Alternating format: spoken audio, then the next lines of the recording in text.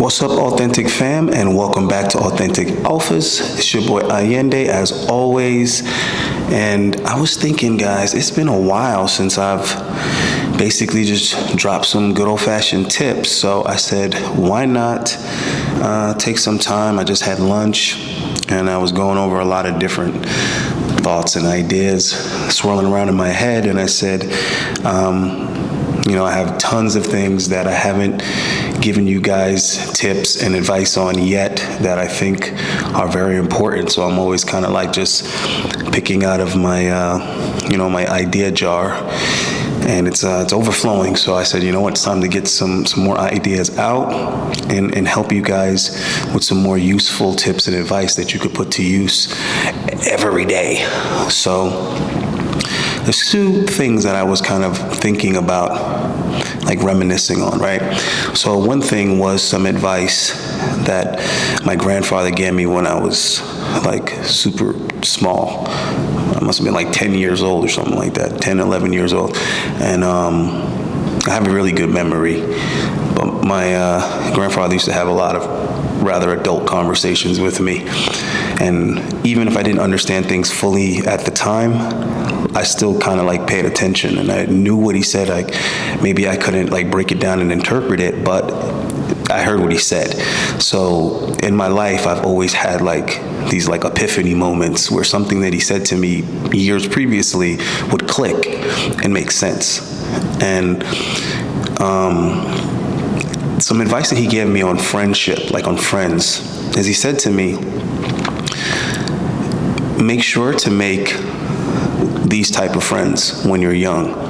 And he told me, make a friend that's going to school to be a doctor, make a friend that's going to school to be a lawyer, and make a friend that's going to school to be a mechanic. Now, those three professions were like separate from his overall like friendship advice, but he always basically encouraged me to like make friends, be social, but make friends that had value, that brought some type of value.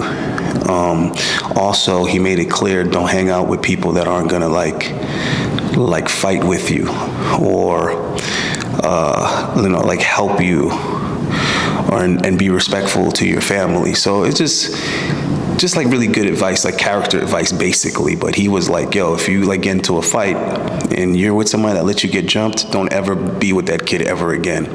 If you have like chores to do or something like that before you could go out and play, because I had to do my chores before I could go play, he would be like, a real friend wouldn't come knock on your door and ask you to come play.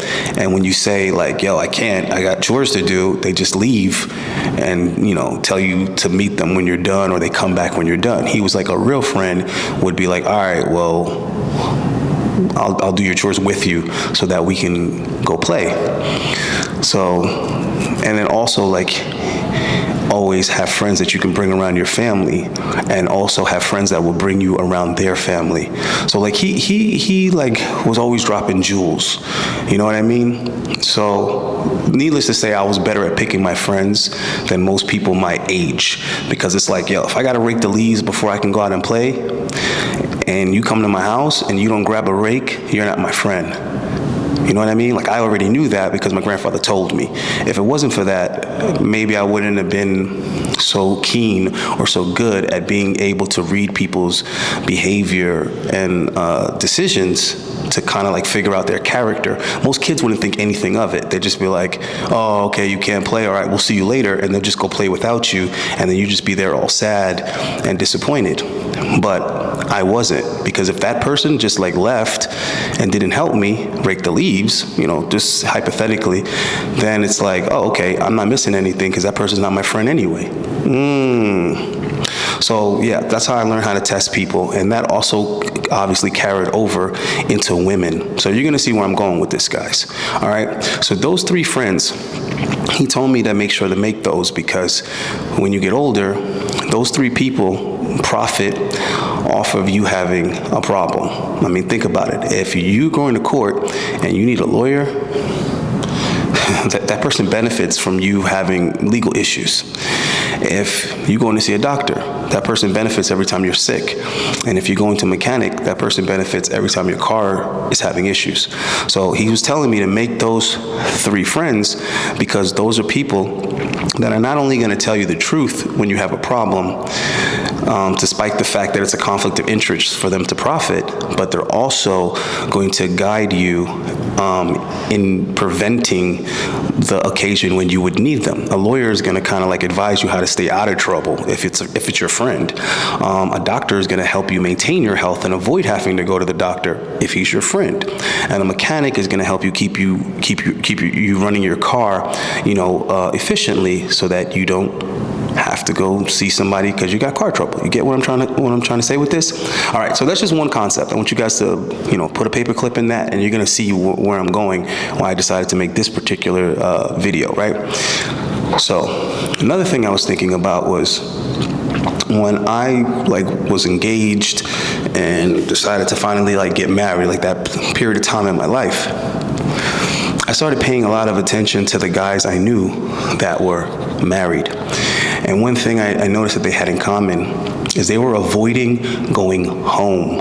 And I was like, what the fuck? You know what I'm saying? So they would be after work, they would always be the type of guys to be like, hey, you want to go get a drink?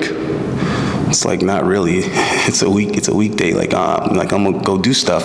And it's oh, you know what I mean? This person's trying to avoid going home to their family. They're trying to avoid going home to their wife and their kids. But the single guy, he's he can't wait to get home, because that's his peace, that's his sanctuary. So that's something that I was thinking about, because then when I did get married myself, I was the opposite. I couldn't wait to get out of work. I couldn't wait to get home, get home to my wife. There's gonna be food for me. I can take a shower. She's gonna have a blunt rolled for me. I can relax, you know what I mean? So that was my sanctuary, that was my peace. So I was trying to figure out what was missing for these other guys, which I realized was the norm. That was the majority of married guys, versus say when I was married, or other guys I knew that were happily married and they spent time with their family and they enjoyed it. You know what I mean? And what I came up with, guys, is respect. Respect. So women, what they prioritize in a relationship is a whole bunch of things. But if you pay attention to those things, they all fall under one main umbrella or concept or sentiment, and that's them being loved, the man loving them. The man loving them would have him being generous, it would have him providing, it would have him protecting. So basically being loved and being cherished, being adored, that's that little component that brings joy and satisfaction to women in a relationship. Now, guys, in my opinion, it's respect, okay? Men like to be respected. And I think respect is probably the most, I guess I could say unanimous side effect or byproduct of power, of being powerful. If you have power, which is really ultimately what men want. Men want power. So you think you want money, you think you want success, you think you want all these women, but really if you had to sum it up to one thing, that one thing would be power. That's what you want, right? Because money kind of allows you to have a little bit more power and influence, right? When you have money or power or influence or all the above, then you tend to be able to get women and respect from other people, so on and so forth, right? So just try to follow me with this train of thought, guys. So I'm thinking, okay, what guys want is basically respect. They want respect, they want power, they want influence, they want status, okay? There was this show called Cheers when I was growing up. I forget the dude's name, but Whoopi Goldberg's husband was one of the main characters. Woody Harrelson, right? Woody Harrelson was also on this show. So it's old sitcom or whatever. But the one thing I do remember about it was the theme song. I really like the theme song. And the setting of the show was a bar, and the bar was called Cheers. But the theme song was, "You wanna go where everybody knows your name." And that song always stuck in my head because I don't know, I liked it. It was catchy.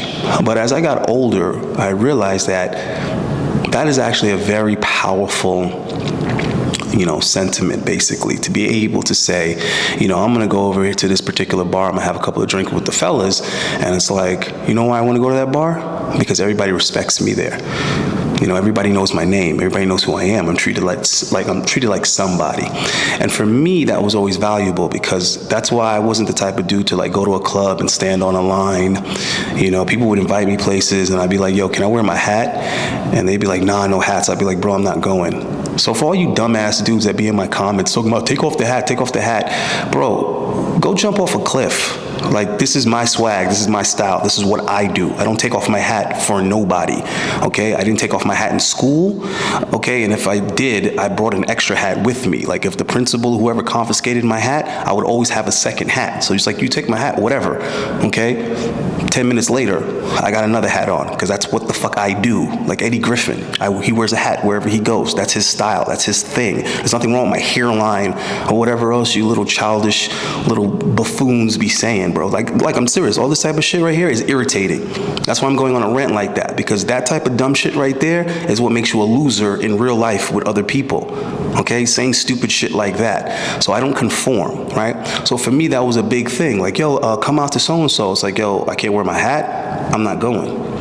You see what I mean? So if you see me at a club where no one else is allowed to wear a hat and I have my hat on, you know why that is? Because I know somebody. I know the owner, I know the head manager, I know somebody. The point is, I know somebody there with power, and they're allowing me to do what I do and be comfortable, and that's the only reason why I'm in that environment. If it wasn't for that, fuck you, I'm gonna stay home or be elsewhere. That's my attitude, that's how I roll, that's how I carry myself, right? So I noticed that those things that are important to me aren't unique to me. Other guys value those things too. They might just not be as adamant as me. They might be more willing to conform. They might be willing to take the hat off, just to go be around those people or go have a good time or whatever. All right, so where I'm going with this video, right, is that I was thinking to myself, I got to plan my weekend. I have some people to meet. I have meetings to have and so on. And I'm like, I already don't take people to places where I don't know anybody. Like somebody asked me, hey, let's meet for lunch or whatever. Do you have a place in mind? Do you want me to pick? And I was like, oh, no. I only spend money, with people that I know. So I was like, I know a couple of restaurant owners, so we can pick for one of those restaurants. And they were like, all right, cool, that sounds great, we'll do that. And I was just thinking to myself, oh shit, it's tip time, It might not be tips and whips anymore, but I still have to give you guys these useful tips that you can use to improve your results, in dealing with other people, right? So I thought about that because I remember like the first chick that I brought on the Fresh and Fit show, and they were asking her, like, what's more important to you? Put it in order, from least important to most important or whatever. And they were like money, status, looks. And she put status first. And when she went to explain it, she basically explained the experience that women have with me. She was like, I value a guy who knows people that are important, knows people that are successful, can take me around, introduce me to people. I can meet, important, interesting people and network. And, a person that can get things done with just simply a phone call. It's like, yo, that's me all day. You know what I mean? So, like, for example, one day I'm going to interview my mechanic, and I'll let him tell you how many beautiful women that I've sent to him since I've known him. Like, I've known this guy over 15 years. He's been working on all my vehicles. And anytime somebody has an issue with their car that I know, I send them to him because he always gets it right the first time. Like, now he works for like the police. He fixed cars for like the police and the police department, all this kind of stuff. But before that, he was working at the dealership for years. So he's just really good at what he does. He's been a mechanic like over 20, 25 years. But I'm just constantly always sending beautiful girl after beautiful girl after beautiful girl to him. And he just thinks it's the funniest thing in the world. He's like, you, he's Middle Eastern, he has an accent. He's like, you always sending most beautiful hot girl. You try to get me in trouble with wife. My wife hates you. You always beautiful girl sending with the car. I was like, yeah, Muhammad, you know how it is, right? But anyway, the point that I'm trying to make is that's not isolated to, cars and automotive. I'm always connecting people with people that can help them with a situation that they're having. You know, women want breast implants, I send them to, you know, one of my surgeons. I know 3. You know, I send them, you know, to all 3 or whatever the case may be. They pick, right? Somebody needs a dentist. I got dentist friends I've known for years, right? Someone needs a personal trainer. I can't take them on as a client. I have somewhere to send them, right? So whatever it is, I'm always connecting, you know, I'm always matching people up, right? I'm always playing matchmaker, but not for relationships, but just for simple services or products that people will need in their life. When there's foreign, you know, chicks that are hitting me up like, yo, you know, I'm gonna come to Miami for 6 months, or, you know, I'm gonna be looking for a job or whatever, and it's like, okay, what do you wanna do? And I swear to you, I just get on the phone and be like, listen, I got this chick, she wants to wait tables, hire her. All right, Allende, done. You know what I mean? Hey, I got this chick, she wants to bartend. All right, Allende, what's her name? Send her, done. You know what I mean? So, you know, that's how that goes. So I'm passing this on to you guys, and I'm gonna go ahead and give you my list, you know, that I think will be helpful in you guys kind of organizing a plan and a strategy to increase your network with other men. Building the brotherhood is very, very important. It's very valuable.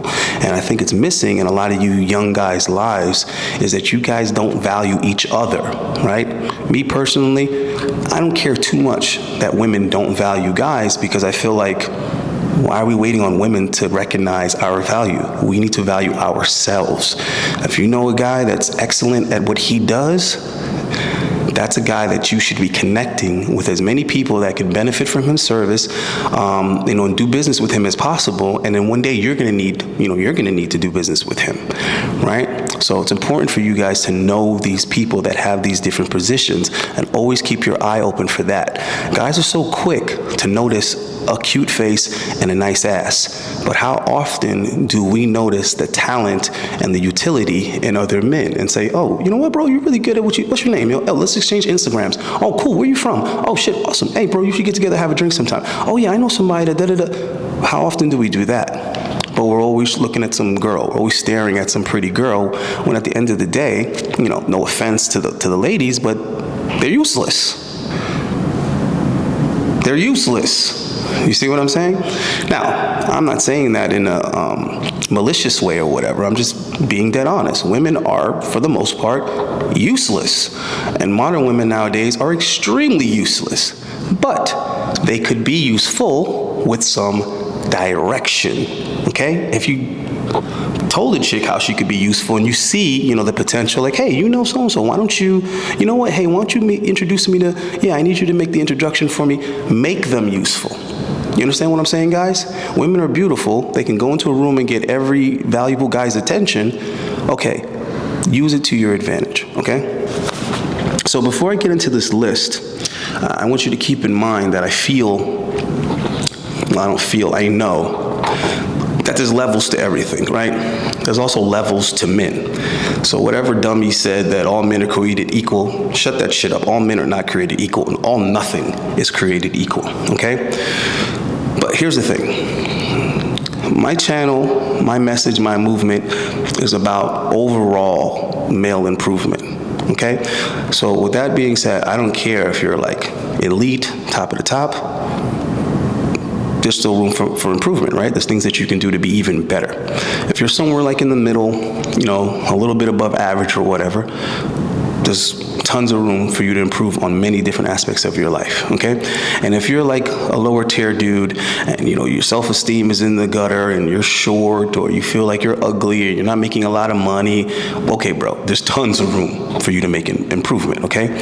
So I want you guys to keep in mind, you need to be honest with yourself at all times, okay? You should be your own worst critic, okay? Evaluate yourself, figure out where you are, and then figure out where you want to be, right? And then you prove whatever your potential is by applying yourself, because you never really know what you're capable of until you try balls to the wall, right?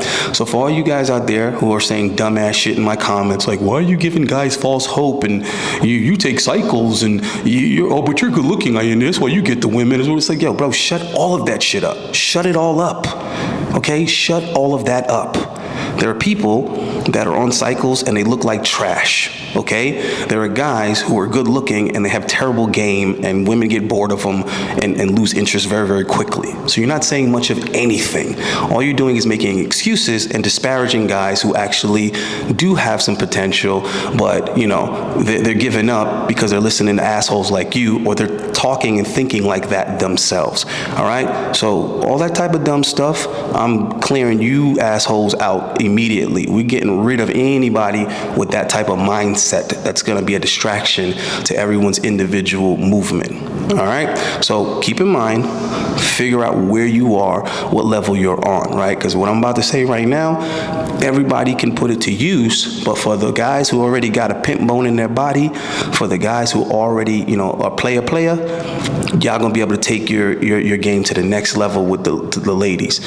For you guys who are somewhere in the average or a little bit above average or whatever, you're gonna be able to level up, you know what I'm saying, and basically get that effect where it's like you're high status, you know, everybody knows your name, you know people, social butterfly, the women love it, okay? And for the guys who are, you know, incels or socially awkward or whatever the hell you want to call it, you can finally get the ball moving, start meeting more people, you know, start networking, start building your confidence and being comfortable dealing with people, interacting with people, meeting strangers, and turning strangers into associates, all right? All right, so how to build a rotation of women using a network of men. Remember, guys, men are the prize, men are where the value is, okay? So imagine if you could add value to yourself while networking with other valuable men, that's a lot of power, right? That's a lot of power at your disposal, okay? So number one, I want you guys to, like I said, be honest with yourself.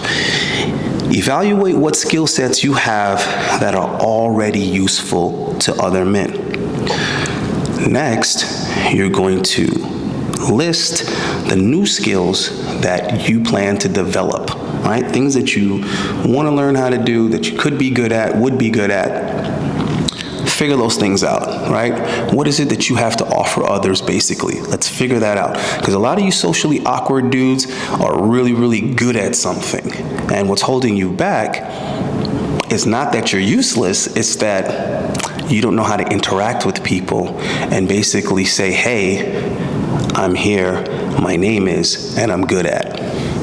All right, so number two, determine the caliber of females that you wish to have in your stable. So you need to figure out what is the kind of women you like, what is the quality of women that you want, and you need to figure out what it is that they want and how to incentivize them. So I want you guys to start wrapping your head around that. All right, figure out what makes you valuable and figure out what other people that you want in your life value.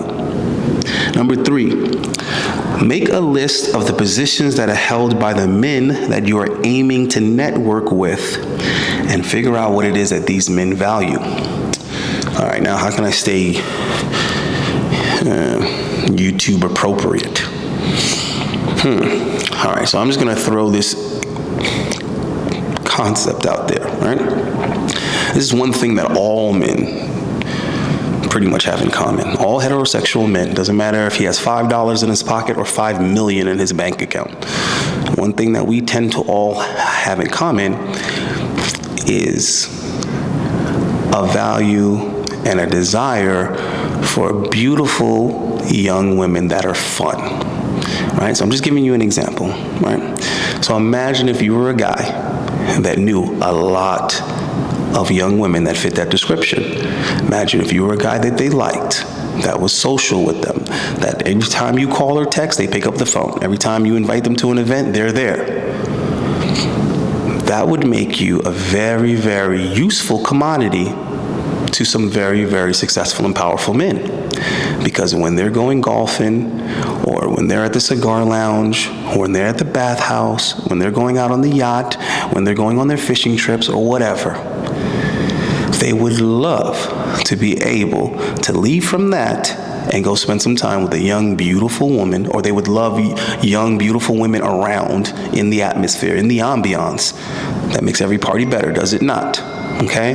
So I'm just giving you guys an example. So you would ultimately become very useful and valuable to these types type of men, these elite men.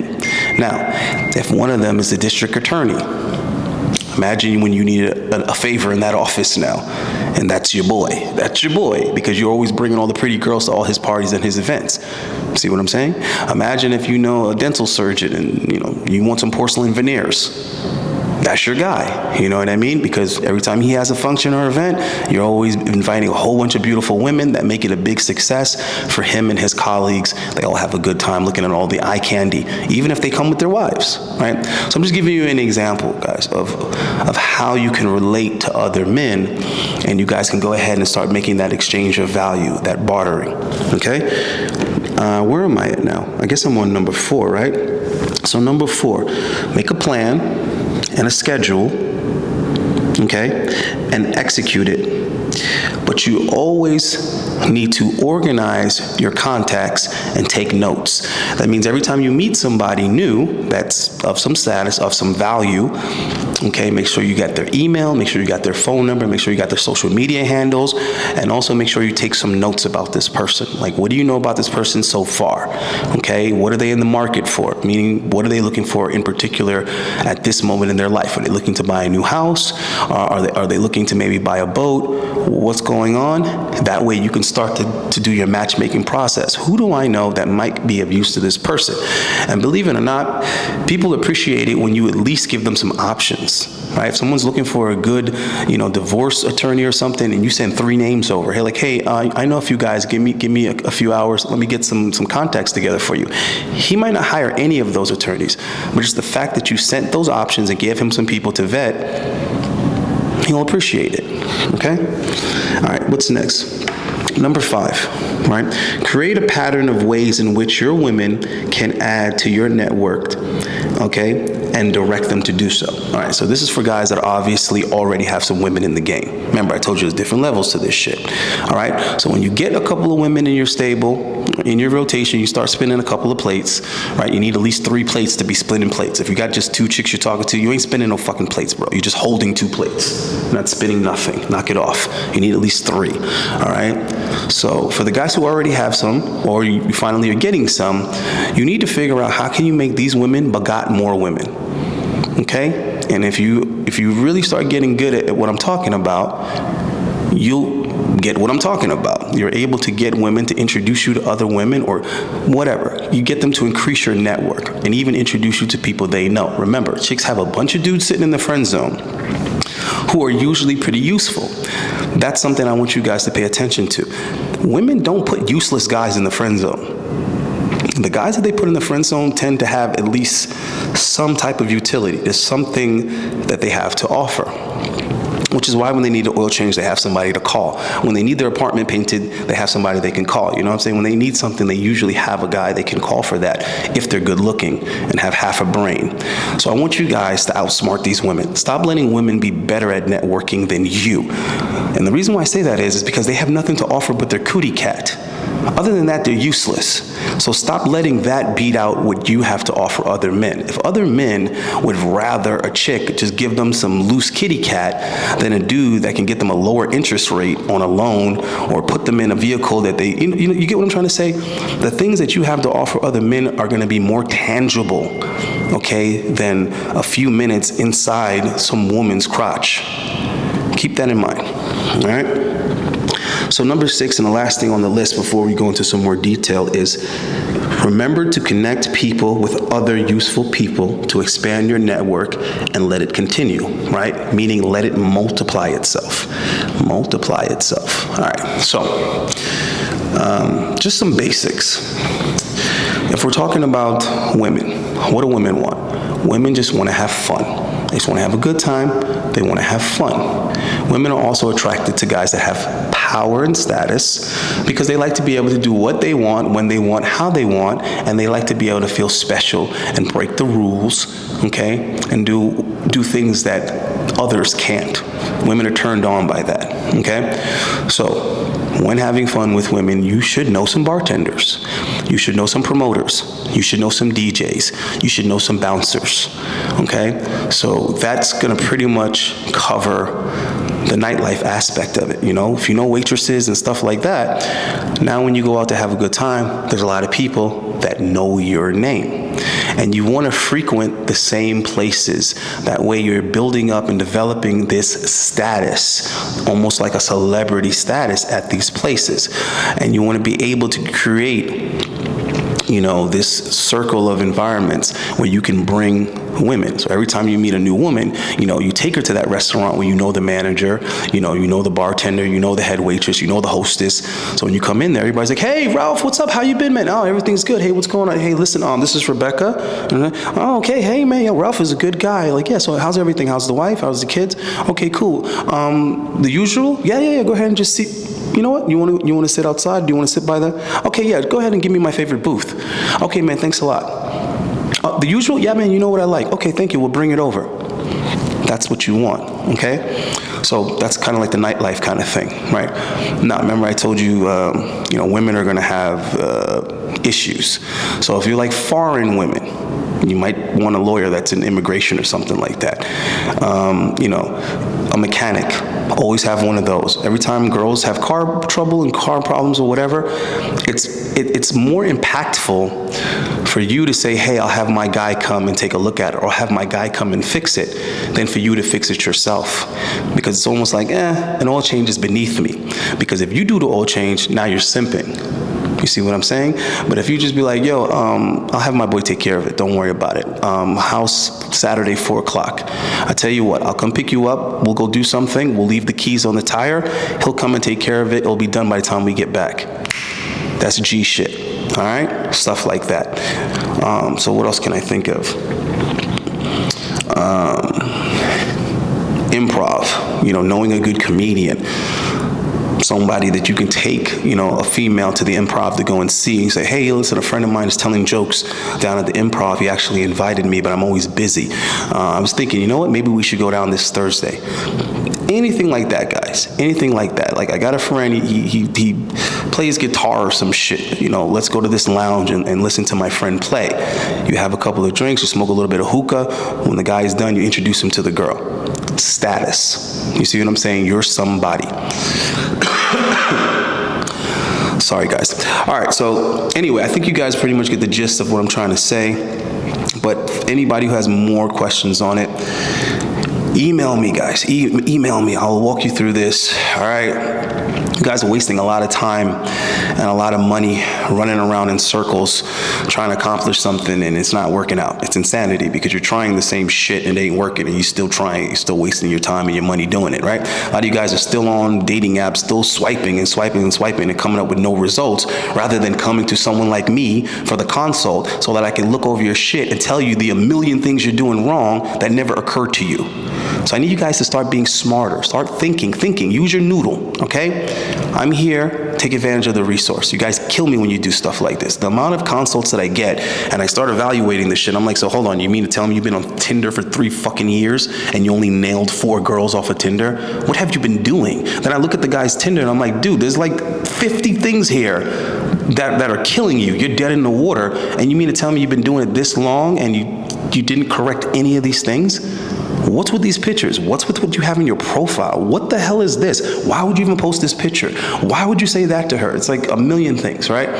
And then I think about all of the money that this guy has wasted taking girls on foodie dates and whatnot, and getting used and taken advantage of, and getting no results and not getting what he wants. And I'm thinking to myself, we could have fixed this with 2 consult calls. Literally, like two calls, and we could have sorted this out, dumbass, and I could have had you rocking and rolling. All right? So guys, come on, man. Let's be smart here. Let's use each other as resources. If you need help with networking, you need help with figuring out how to meet women, how to manage them, how to make the whole experience work for you, it doesn't matter what tier you're on, I can help you up your game. So for all you cocky guys out there that's thinking, I don't need no advice, yo, I get girls. Really? You ain't never get more than me. And you ain't never get more out of them than me. All right? So stop being a hardhead and acting like you know everything. Come holler at your boy, and I'll tell you how to really maximize your stable. You understand what I'm trying to say? And for you guys in the middle that are actually getting girls but getting finessed by those girls, again, hit me up and I can tell you how to stop getting played by these chicks, okay? Because this is the thing, right? And this is why I'm coming with so much, passion with it. I did like an hour and a half consult call with a friend of mine. He's actually a friend of mine who, he don't know me from YouTube or anything like that. He found out after the fact that I had YouTube, and he hit me up if I should even read the messages that he sent me. He's like, bro, I need to talk. Dude's in Colombia right now. He's like, dude, I need to talk. I need to talk to you. He's like, you popped into my head and I realized that like, yo, you like literally like do this on a regular for guys. So I'm like, yo, what's up, bro? This guy was my neighbor. But he owns like several restaurants, right? High value dude, makes great money. He's only like 33 or something like that, on his way to being a millionaire. But he's always having girl problems. I know a lot of successful guys that are always having problems with the women in their lives, and these women are destroying these guys' lives, and these guys are hardworking, very successful, and in the top 10%, okay? The same high value guys that we keep on hearing just have their way with women, and they're somehow invincible, and you don't have to put up with anything. You don't have to put up with the nonsense from them. This is the dumb shit y'all niggas believe, but none of y'all are high value men to know that. None of you are in these circles with these guys making $500K a year. And guess what? Those guys have like the worst women problems. They have more problems than the average guy with women by far. Because what you guys aren't realizing, with your limited experience, right, and not using deductive reasoning, listening to assholes like Myron Gaines, who is a high valued man himself, allegedly, but women can't stand him, and he doesn't have any women, and he does get finessed by women. And he does have to put up with the bullshit. So he contradicts himself by existing, by breathing air. He contradicts himself because he's tall, he makes a lot of money, yet he has a whole bunch of difficulties and issues with women, okay? So let me tell you something that should be obvious to you knuckleheads. If you have a lot to lose, or you have a lot of money, and women know that, they are going to be more problematic in your life than they would an average guy. Okay? Because an average guy, there's only but so much for them to get, only but so much for them to finesse, only so much for them to gain from lying, being manipulative. Okay? But when you actually have a lot, a bitch telling you that she loves you and you believing her could be the difference between not being in a relationship with this guy or getting hundreds of thousands of dollars from being with this guy. From living with her mom or living a life of luxury.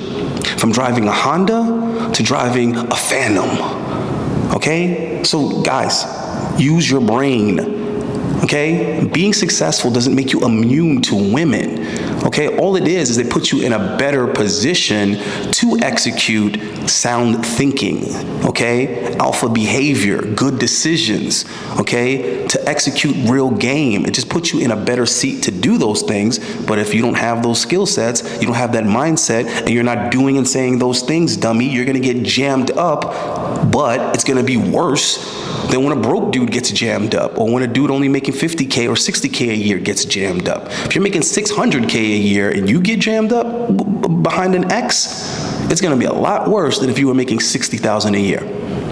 All right, so I'm out of here. Keep the requests coming.